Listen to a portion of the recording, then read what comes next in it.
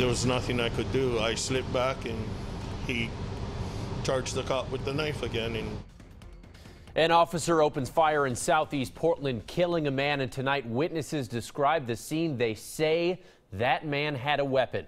This is KOIN 6 News at 11 o'clock. I'm Trevor AULT. We have learned this man was shot near the doorway of another person's home. It happened in a neighborhood near the Portland Adventist Academy off of Southeast Market and 96th.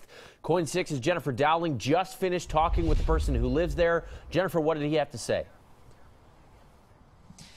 Well, Trevor, as you can imagine, he says this is one of the most tragic and traumatic things that he's ever seen in his entire life. He says a man was pounding on his door right outside the home here. That man wouldn't leave. He called police. Somehow that man slipped by him, got inside the house, and then he pulled out a huge 6-inch blade.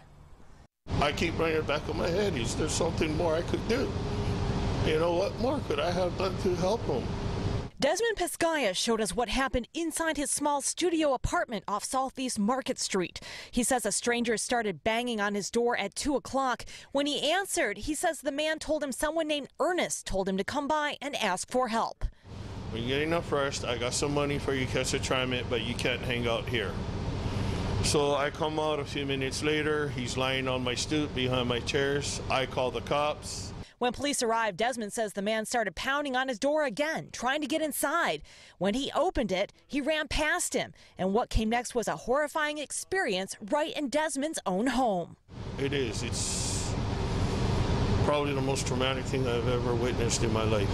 He says the man ran into his bedroom and pulled out a 6-inch blade that looked like a martial arts throwing star. When the officer came inside, he resisted arrest. Police officer told him, "You need to stop or I'm going to tase you." Ended up tasing him. Kid stands back up. Cop warned him like 5 or 6 times. "Stop or I'm going to shoot. Stop or I'm going to shoot. You need to, stand down."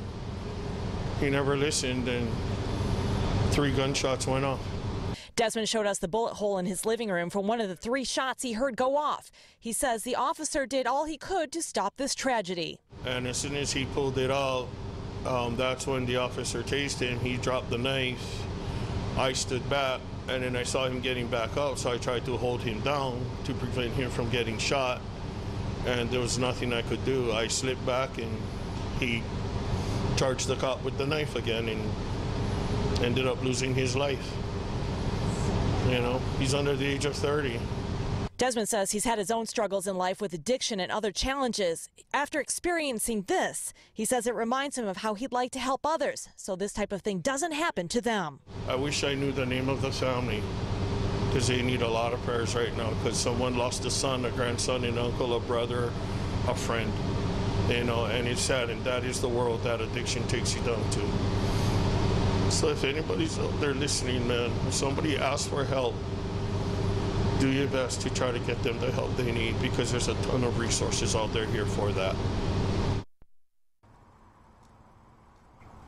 And police have not confirmed some of the official details yet. Their investigation is still underway. That officer who was involved was a lone officer, just one. He is on paid administrative leave at this time. Meanwhile, police say the man that was shot, they will not be releasing his name yet, pending an autopsy. Back to you. Just one of the worst ways that this could have played out, Jennifer. Thankfully, hopefully that man can get the help that he needs as well. He has been through a lot. Thanks.